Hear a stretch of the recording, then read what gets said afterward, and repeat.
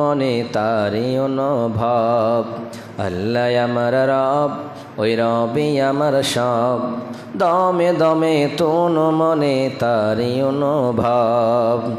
তোমার দুনিয়াতে আমি যেদিকে তাকাই, অথ নিয়ামতে ডুবে আছি সবাই। তোমার নিয়ামতে আমি যেদিকে তাকাই, অথৈ নিয়ামতে ডুবে আছি সবাই। পাক পাখালির গানে তসবি কলরাই, তসবি কলরাই। আল্লাহ আমার রব, ওই রবি আমার সব, দমে দমে তোন মনে তারি অনুভব, দমে দমে তোন মনে তারি অনুভব। উপস্থিত আজকের জুমার মসজিদের মুসাল্লিগণ, সর্বপ্রথম সেই মহান আল্লাহ সুবহানাহু ওয়া তাআলারই প্রশংসা করি, যিনি আমাদেরকে এই নিয়ে কথা বলবো। তাহলে প্রথম নাম্বার, সিয়াম। আমাদের উপরে রোজাকে ফরজ করা হয়েছে। এই রমজানুল মোবারক মাস একটা গুরুত্বপূর্ণ মাস। এই মাসে কেউ যদি আল্লাহকে রাজি করিয়ে নিতে পারে, তার মতো অন্যতম মানুষ কেউ হতে পারে না। কোনো মানুষ যদি আল্লাহকে রাজি করে নিতে পারে, অর্থাৎ আল্লাহর কাছে নিজের জীবনের গুনাহগুলি আল্লাহর কাছে মাফ করে নিতে পারে, ওই লোকটাই হলো সব থেকে অন্যতম লোক, সব থেকে উত্তম মানুষ হলো ওটাই। আমাদের উপরে রোজা ফরজ শুধু নয়, আমাদের পূর্বের মানুষদের উপরে রোজাকে ফরজ করা হয়েছিল এবং তাদেরকে লাইলাতুল কাদার দেওয়া হয়নি। আজকে আমাদেরকে লাইলাতুল কাদার দেওয়া হয়েছে। তাই তো রব্বুল আলামিন বলে, দুনিয়ার মানুষেরা, তোমাদের উপরে আমি আল্লাহ রোজাকে ফরজ করেছি, যেমনটা পূর্বের মানুষদের উপরে আমি আল্লাহ রোজা ফরজ করেছিলাম। তাই তো রব্বুল আলামিন বলে, দুনিয়ার মানুষেরা রে, ইয়া আইয়ুহাল্লাযীনা আমানু কুতিবা আলাইকুমুস সিয়াম কামা কুতিবা আলাল্লাযীনা মিন ক্বাবলিকুম লাআল্লাকুম তাত্তাকুন। রব্বুল আলামিন বলে, দুনিয়ার মানুষেরা রে, যারা তোমরা ঈমান এনেছো, যারা তোমরা এক আল্লাহকে রব বলে মেনে নিয়েছো, যারা তোমরা এক আল্লাহকে আল্লাহ বলে মেনেছো, তোমরা শোনো শোনো শোনো, কুতিবা আলাইকুমুস সিয়াম, আমি আল্লাহ তোমাদের উপরে রোজাটারে ফরজ করে দিলাম। কামা কুতিবা আলাল্লাযীনা মিন ক্বাবলিকুম, ওই মতো ভাবে তোমাদের উপরে আমি আল্লাহ রোজা ফরজ করেছি, যেমন করে পূর্বের মানুষদের উপরে, পূর্বের পুরুষদের গলির উপরে, তোমাদের পূর্বের মানুষদের উপরে আমি আল্লাহ রোজা ফরজ করেছিলাম, অনুরূপ ভাবে তোমাদের উপরেও আমি আল্লাহ রোজাটারে ফরজ করে দিলাম। আমাদের উপরে শুধু রোজা ফরজ নয়, আমাদের পরে, আমাদের আগেকার যারা আদম আলাইহিস সালাম থেকে নিয়ে বিশ্বনবী পর্যন্ত যতগুলি লোক এসেছিল, সবার উপরে এই রোজাটা, সিয়ামটা ফরজ করা হয়েছিল। রোজার মানে হলো উপবাস থাকা, আর সিয়াম মানে হলো বিরত থাকা। আমরা বিরত থাকি খাওয়া, পান করা, জেমা এবং আল্লাহ সুবহানাহু ওয়া তাআলা এবং তার রাসূল যে সমস্ত জিনিসগুলো অপছন্দ করে, তার নাম হলো সিয়াম। অর্থাৎ যেগুলি কাজ শরীয়তে করা যাবে না, ওই কাজগুলি ছেড়ে দিলেই, ছেড়ে যদি কেউ সিয়াম পালন করে, তাহলে তার সিয়াম হবে, নচেত তার সিয়াম কখনোই গ্রহণযোগ্য হবে না। তাহলে আল্লাহ কি সারা জীবন রোজা ফরজ করলেন? তারপরে আল্লাহ তার আগের আয়াতে বলছে, ও দুনিয়ার মানুষেরা শোনো শোনো, আইয়ামাম মা'দুদাত, তোমাদেরকে আমি আল্লাহ ছাড় দিয়েছি, কিছুগুলি তোমরা রোজা রাখবা। আইয়ামাম মা'দুদাত, ফামান কানা মিনকুম মারিদান আও আলা সাফারিন ফাইদ্দাতুম মিন আইয়ামিন উখার। রব্বুল আলামিন বলে, দুনিয়ার মানুষেরা রে, কিছুগুলি তোমাদের সময় রয়েছে, তোমরা এগুলি বাদ দিতে পারো। কেউ যদি তোমাদের ভিতরে এমন অসুবিধা হয়ে দিয়ে, এমন অসুস্থ হয়েছে, যার জন্য রোজাটা করা ফরজ হয়েছে, তারপরেও সে করতে পারে না, রোজা রাখতে পারে না, তার শরীরে অতটুকুন বল নেই, এবং এমন মানুষটা হয়েছে সফরে চলে গিয়েছে, সে যদি সিয়াম পালন করে তার জন্য অসুবিধা হতে পারে। রব্বুল আলামিন জানিয়ে দিয়ে বললেন, ও দুনিয়ার মানুষেরা, তোমরা এই রোজাগুলি পরে কাজা করে নিও, অর্থাৎ তোমরা পরে করে নিবা। তারপরে তোমাদের উপরে আমি রোজাটা ছেড়ে দেই নাই, তারপরে কিন্তু তোমাদেরকে সিয়াম পালন করতেই হবে, তোমরা যেখানেই চলে যাও না কেন। আইয়ামাম মা'দুদাত, ফামান কানা মিনকুম মারিদান আও আলা সাফারিন ফাইদ্দাতুম মিন আইয়ামিন উখার ওয়া আলাল্লাযীনা ইউতীকুনাহু ফিদিন।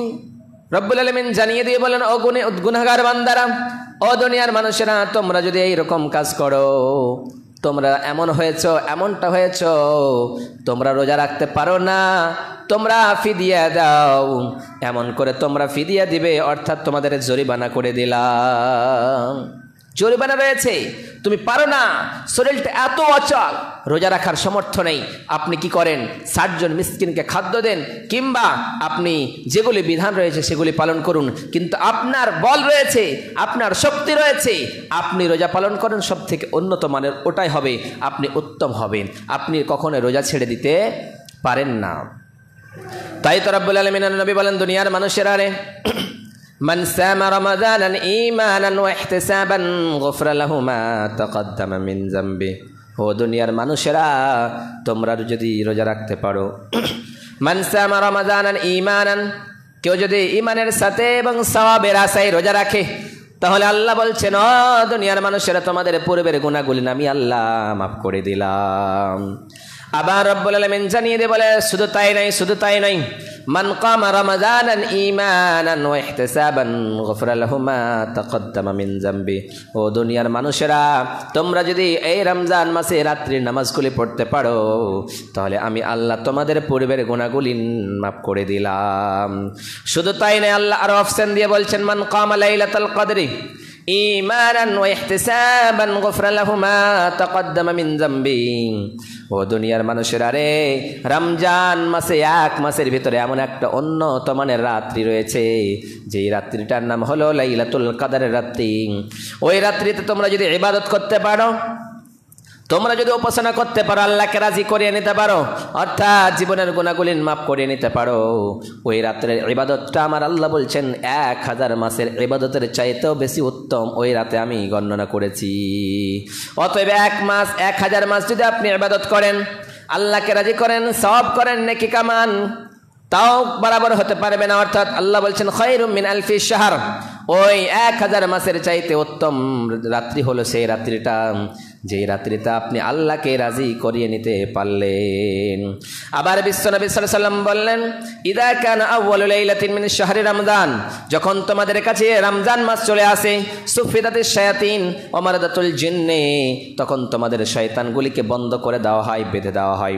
তারপরে জিনগুলিকে বন্ধ করে দেওয়া হয়, যারা মারাদুদ জিন, এবং অগুল্লিকাত আবওয়াবুন নার, এবং জাহান্নামের দরজাগুলি বন্ধ করে দেওয়া হয়। ওয়াফতিহাত আবওয়াবুল জান্নাহ, এবং জান্নাতের সমস্ত গেটগুলি খুলে দেওয়া হয়।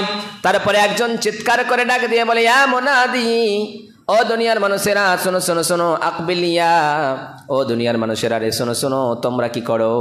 বেশি বেশি করে ভালো কাজ করো। তোমরা 11 মাস নামাজ পড়ো নাই, তোমরা 11 মাস চুরি করেছো, দান করো নাই, তোমরা রমজান মাসে দান করো। তোমরা 11 মাস কি করেছো না করেছো, কিন্তু রমজান মাসে কি করো? ইয়া মুনাদি আকবিল, ইয়া মুনাদি, দুনিয়ার মানুষেরা রে, তোমরা এই কাজগুলি করো, তাহলেই তোমরা সফল। তোমরা বেশি বেশি করে আল্লাহর কাছে ইস্তেগফার করো, বেশি বেশি করে দান খায়রাত করো, বেশি বেশি করে জিকির করো, বেশি বেশি করে আল্লাহ বালা করো, আল্লাহ বালা হও। তারপরে আল্লাহ রাব্বুল আলামিন একজন ফেরেশতা ডাক দিয়ে বলবেন, ইয়া বাগিয়াল খাইর আকবিল, ইয়া বাগিয়াশ শাইর আকসির, ওয়ালিল্লাহি তাকাউ মিনান নার ওয়া যালিকা কুল্লা লাইলাতিন। একজন চিৎকার করে ফেরেশতা ডাক দিয়ে বলেন, যারা ভালো কাজের দিকে আসছো তাড়াতাড়ি করে এসো। যারা তোমরা জেনা করেছো সারা জীবন, যারা তোমরা চুরি করেছো সারা জীবন, যারা তোমরা বাটমারি করেছো সারা জীবন, যারা তোমরা অন্যের সম্পদ লুটেছো সারা জীবন, যারা তোমরা গৌরব করেছো সারা জীবন, যারা তোমরা গীবত করে করে জীবনটারে নষ্ট করে ফেলেছো, যারা তোমরা অন্যের সম্পদ লুটেছো, যারা তোমরা অন্যের সম্পদে ভাগ বসায়েছো, তোমরা কি করো? এই মাসটাতে কি করো? তোমরা ছেড়ে দাও, ছেড়ে দাও, কারণ এই মাসটা এত রহমতের মাস, এত বরকতের মাস।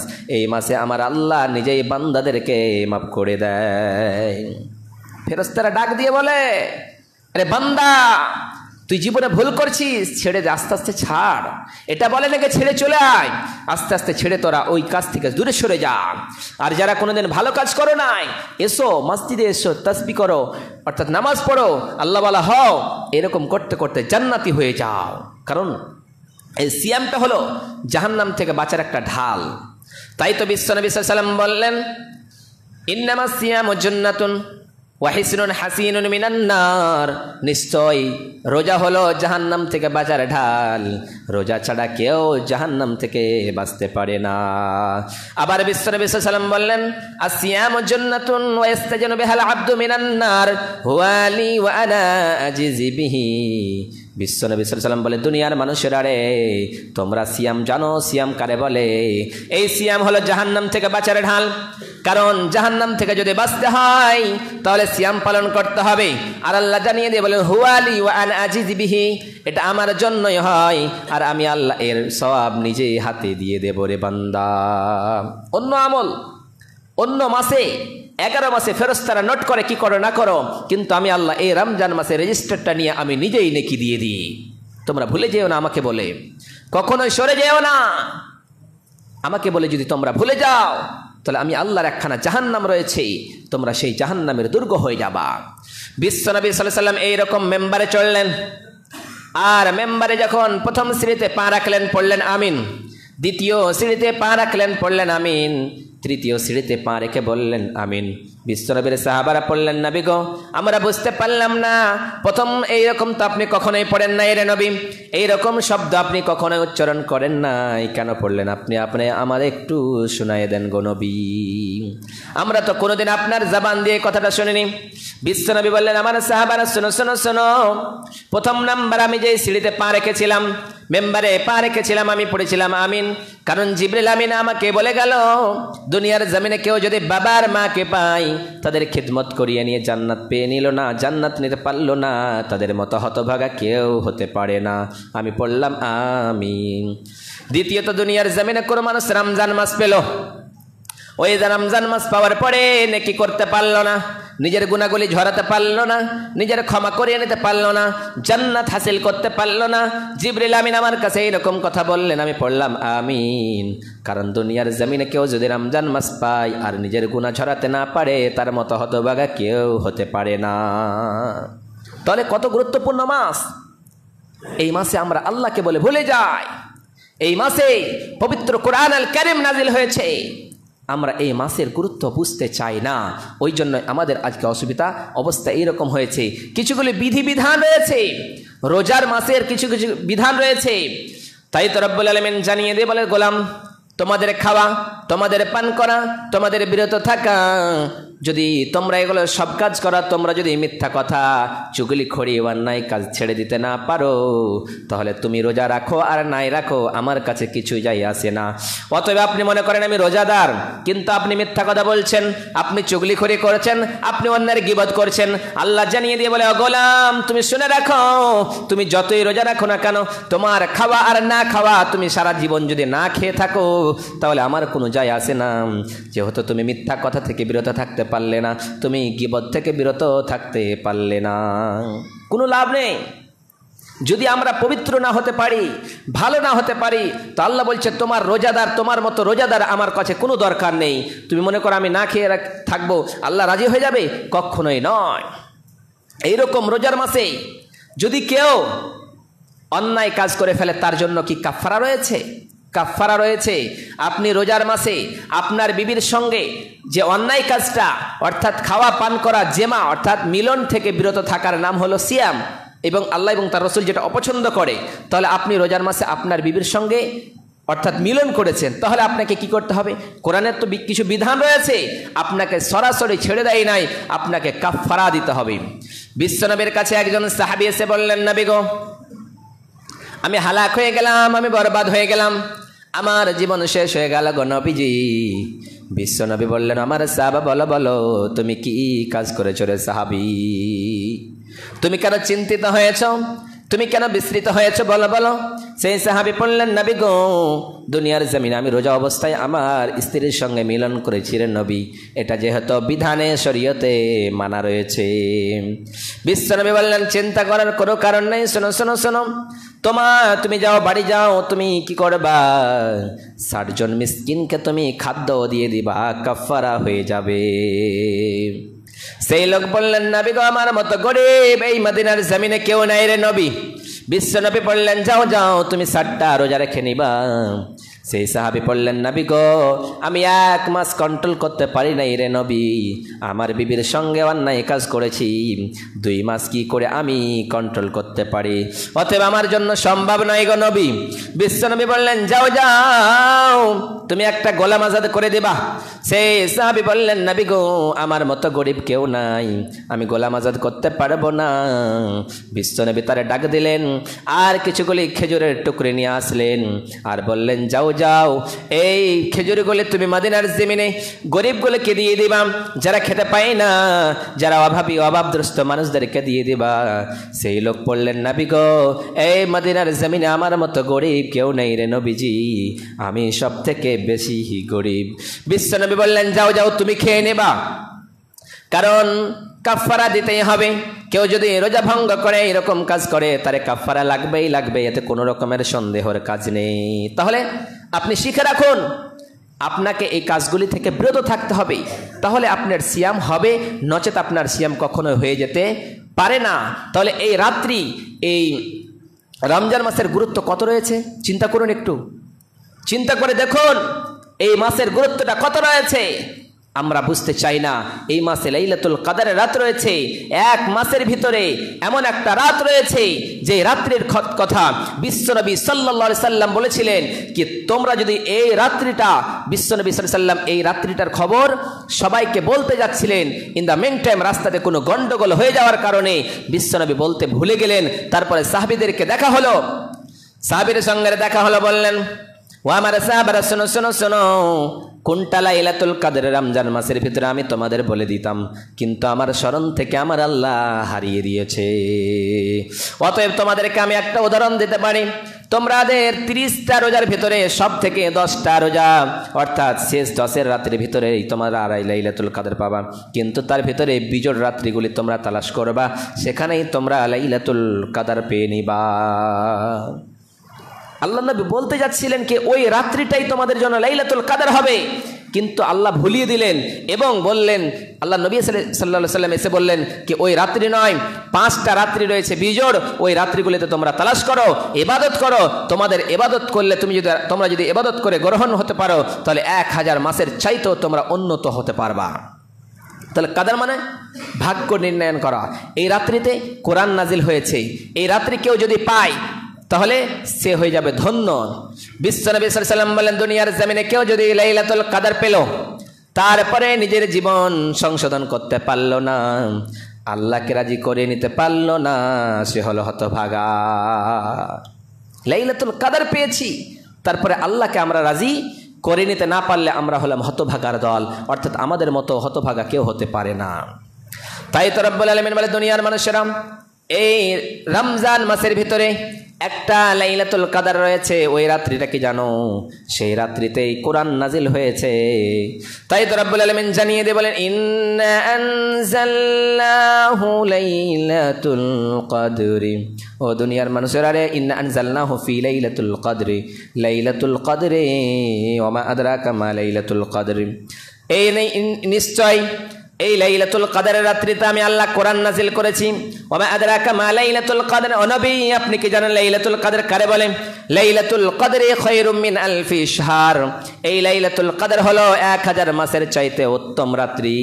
খায়রুম মিন আলফি শাহর তানাজ্জালুল মালাইকাতু ওয়ার রূহু ফিহা বিইذনি রাব্বিহিম মিন কুল্লি আমর সালামুন হিয়া হাত্তা মাতলাইল ফজর। রব্বুল আলামিন জানিয়ে দিয়ে বলেন, ও দুনিয়ার মানুষেরা, এই রাত্রিতে রূহ এবং ফেরেশতারা নাজিল হতে থাকে, নাজিল হয়ে এমন কি মানুষদের জন্য, বান্দাদের জন্য দোয়া করতে থাকে। সকাল থেকে রাত্রি থেকে সকাল পর্যন্ত তারা তাদের জন্য দোয়া করতেই থাকে, তাদের জন্য দোয়া করে। আর এই রাত্রিতে কোরআন নাজিল হয়েছে। আল্লাহ জানিয়ে দিয়ে বলেন, শাহরু রমাদান আল্লাযী উনজিলা ফীহিল কুরআন হুদাল লিন-নাসি ওয়া বাইয়িনাতিন মিনাল হুদা ওয়াল ফুরকান। ও দুনিয়ার মানুষেরা রে, এই রমজান মাসে এমন একটা রাত্রি রয়েছে, এই রাত্রিতেই তোমাদের উপরে আমি আল্লাহ কোরআনটারে নাজিল করেছি।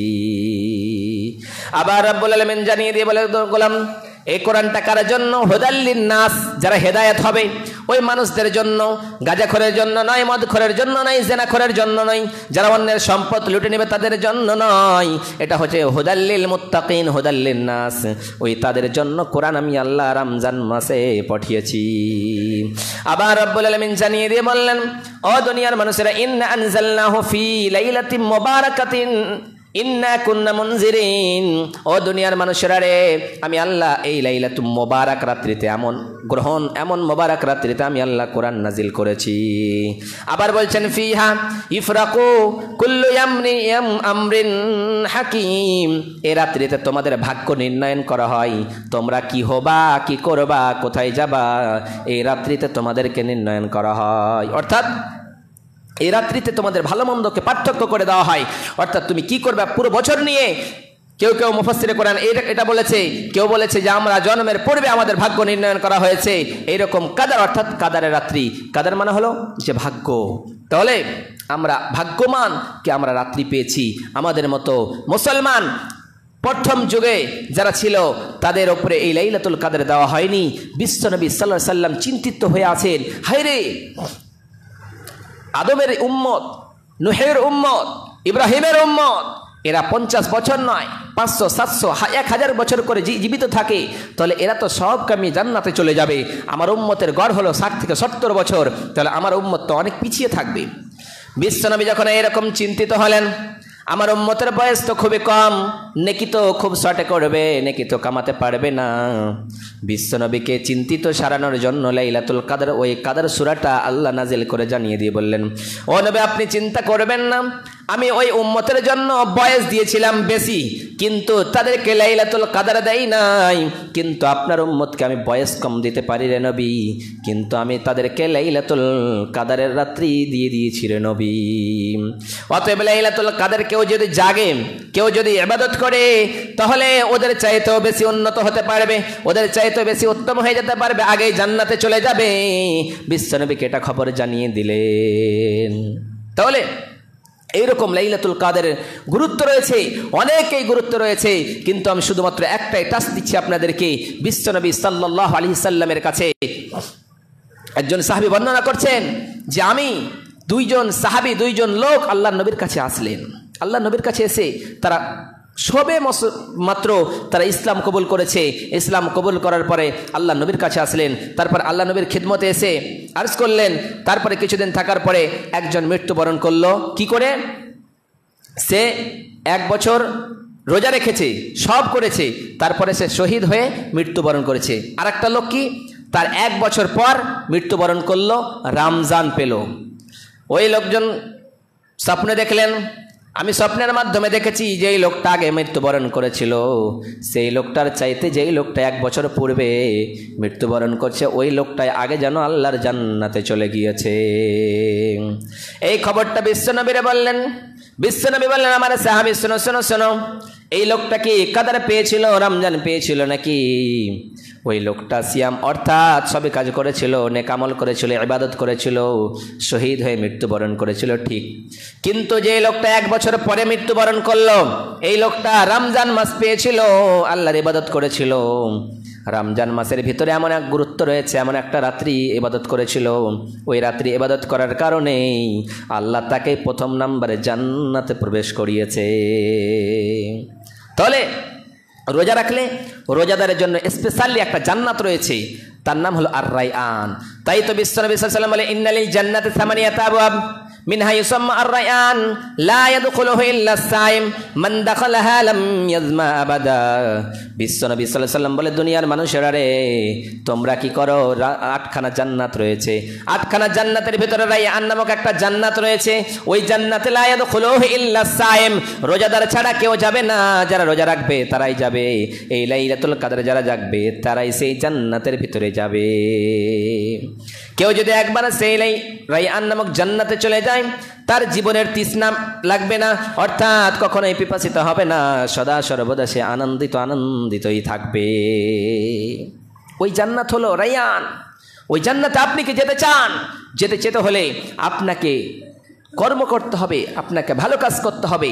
ভালো কাজ না করলে আপনি কখনোই জান্নাতে যেতে পারেন না। আপনাকে জান্নাতে যেতে হলে ওই রকম কাজ করতে হবে।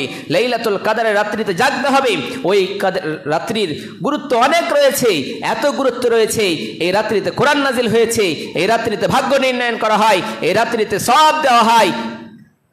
সাইয়েদনা আয়েশা রাদিয়াল্লাহু তাআলা আনহা বিশ্বনবীরে বললেন, ও নবী, লাইলাতুল কদর যদি আমরা পাই তাহলে আমরা এই রাতে কি করব? বিশ্বনবী বললেন, তোমরা দোয়া পড়বা, তোমরা জিকির করবা, তোমরা ইস্তেগফার বেশি বেশি করে করবা। কারণ এই রাত্রিতে আল্লাহ আসমানের উপরে এসে বলে, ও গোলাম, ও বান্দারা, তোমরা কে কি চাও বলো।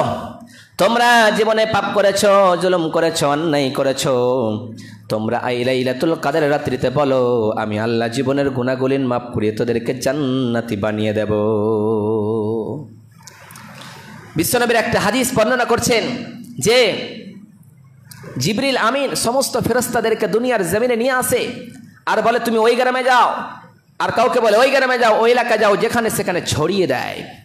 ছড়িয়ে দেওয়ানোর পরে বলে তোমরা দেখবা কোনটা লোক কেমন করে ইবাদত করে এই রাত্রিতে, লাইলাতুল কদরের রাত্রিতে যাও যাও যাও। সমস্ত লোকগুলি চলে আসে। তারপরেও ফেরেশতাগুলি এসে দেখে একজন যেন ফিসফিস আওয়াজে আস্তাগফিরুল্লাহ পড়তেছে। এইরকম করে সকাল থেকে রাত্রি থেকে সকাল পর্যন্ত হয়। জিবরিল আমিন সমস্ত ফেরেশতাদেরকে ডাকা দিয়ে বলে, চলো চলো, এবার আমাদের কাজ সম্পন্ন হয়েছে, এবার চলো। বলে, তোমরা দুনিয়াতে কে কি করেছিল? রাত্রে যে আমিন আমিন পড়েছিল একা একা, ওই আমিনটা ফেরেশতারা সঙ্গে সঙ্গে বলছিল।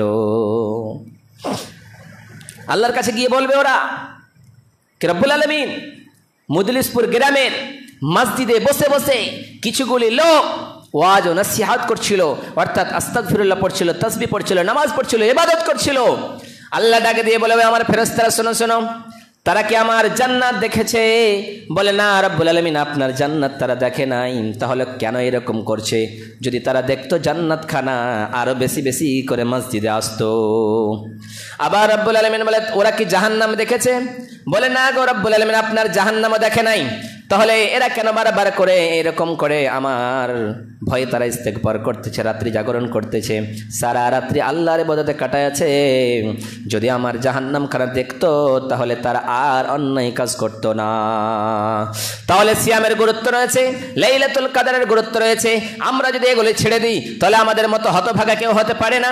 আজকে আমাদের ভিতরে শিক্ষা না থাকার কারণেই কেউ আমাদের সমাজে এইরকম কথাগুলি বলতে চাই না, বলে না এরকম, ওই জন্যই আমরা বুঝতে পারি না। আমাদের সমাজে আল্লাহ সুবহানাহু ওয়া তাআলার কাছে আমরা বলি যে আল্লাহ যেন আমাদেরকে সিয়াম পালন করার তৌফিক দান করেন, এবং এই লাইলাতুল কদর সামনে আসছে, এই 5টা রাত্রি ভালোভাবে সুন্দরভাবে জাগরণ করার তৌফিক দান করেন। এবং আমরা উদ্যোগ নেব যে আমরা কখনোই রোজা ছেড়ে দেব না, লাইলাতুল কদর জাগবো এবং আমাদের ভিতরে শিক্ষার প্রতিষ্ঠানকে আমরা জারি রাখবো। আমরা যদি মক্তব, মাদ্রাসা, মসজিদ বন্ধ করে দিই, আমাদের ছেলেগুলি জাহিল হয়ে যাবে, আর জাহিল হয়ে গেলে আমাদের সমাজটা বেকার হয়ে যাবে, আমাদের ভিতরে দাঙ্গা ফাসাদ লাগবে। কি করে দাঙ্গা ফাসাদ লাগে শয়তান খুব ভালো করে জানে। যখন ফিরাউন নিজেকে রব বলে মনে করেছিল, তখন তার জানেশিন হামান বলেছিল, তুমি যদি নিজেকে রব মনে করতে চাও, নিজেকে বড়ত্ব মনে করতে চাও, তাহলে তোমার প্রতিষ্ঠানগুলি বন্ধ করে দাও, ছেলেগুলিকে হত্যা করে দাও, তাহলে তুমি উন্নত হতে পারবা। তখন ফিরাউন কি করেছিল? সমস্ত শিক্ষার প্রতিষ্ঠান বন্ধ করে দিয়েছিল, তাদের ভিতরে ঝামেলা হচ্ছিল এবং তারা ফিরাউনকে রব বলে মেনে নিয়েছিল। আজকে যদি আমাদের ভিতর থেকে শিক্ষা উঠে যায় তাহলে আমাদের ছেলেগুলি বাপকে মারবে, মাকে মারবে, আমাদের ছেলেগুলি আজকে লাঞ্ছিত হবে, অপদস্থ হয়ে ঘুরে বেড়াবে। কিন্তু আজকে আমরা শিক্ষার ছোট ছোট প্রতিষ্ঠানগুলি বন্ধ করে দিই, মক্তবগুলি বন্ধ করে দিই। একটা ছোট্ট ছেলে যদি মসজিদে এসে, ছোট্ট মাদ্রাসায় এসে সেখানে 2-4টা হরফ শিখে, তাহলে সেখান থেকে তার শিক্ষা তার ভিতরে থাকবে অন্তরে। সে কখনো বাবাকে গালি দিতে পারে না, সে কখনো মাকে গালি দিতে পারে না, সে কখনো বাবা আর মাকে বৃদ্ধাশ্রমে ফেলে আসতে পারে না। সে সদা সর্বদা মায়ের এবং বাবের খিদমত করবে। কিন্তু আমরা এগুলি পিছিয়ে আছি। সেদিন উমরের জামানা সবাই জানেন, বাপ বেটা বিচারে নিয়ে গিয়েছে সেদিন উমরের কাছে। উমর বলছে, কেন মেরেছে তোমাকে বলো? তার বাবা বলছে, বিনা দোষে মেরেছে। তার ছেলেকে জিজ্ঞাসা না, বাবাকে মারতে হয় না, মাকে মারতে হয় না। আজকে সমাজে ওটাই হয়েছে। সেদিন ওমর বলেছে, ঠিক করেছো, তোমাকে যদি শিক্ষার প্রতিষ্ঠানে নিয়ে যেত, তোমার গ্রামটাকে, তোমার সমাজটাকে যদি ঠিক করে দিত, আজকে সমাজের লোক আজকে দায়, আমাদের সমাজের লোক সব কিছুর দায়। যারা মাতব্বর রয়েছে তারা নিজেকে মনে করে অ্যাটিটিউড দেখাবে, তারা নিজেকে বল দেখায়, কিন্তু আপনি মনে করেন না আপনার উপরেই সবগুলি যাবে। আপনার সমাজে যদি কিছু হয় তাহলে আপনি নেতৃত্ব চালাচ্ছেন। আল্লাহ সুবহানাহু ওয়া তাআলা সমস্ত নেতাকে জিজ্ঞাসা করা হবে, তুমি গ্রামে নেতৃত্ব চালিয়েছিলা, তোমার স্কুল বন্ধ ছিল, তোমার মাদ্রাসা বন্ধ ছিল, তোমার মক্তব বন্ধ ছিল, তোমার মসজিদে নামাজ হতো না, তুমি জানো না? তাহলে আল্লাহ সুবহানাহু ওয়া তাআলার কাছে আমরা চাই যেন আমাদের ছেলেমেয়েগুলি সুন্দরভাবে শিক্ষা অর্জন করে, ইসলামী শিক্ষা, দ্বীনি শিক্ষা অর্জন করে সফল হয়, এবং আমরা যেন রোজাদার থাকি, রোজা ভালো পালন করি, এবং এই লাইলাতুল কদরের রাত্রিতে আল্লাহ সুবহানাহু ওয়া তাআলাকে রাজি করিয়ে নিয়ে আমরা জান্নাতুল ফিরদাউস নসিব করেন। সকলে পড়ুন আল্লাহুম্মা আমিন আমিন। ওয়া আখিরু দাওয়ানা আলহামদুলিল্লাহি রাব্বিল আলামিন। আল্লাহুম্মা সাল্লি আলা মুহাম্মাদ ওয়া আলা আলি মুহাম্মাদ কামা সাল্লাইতা আলা ইব্রাহিম।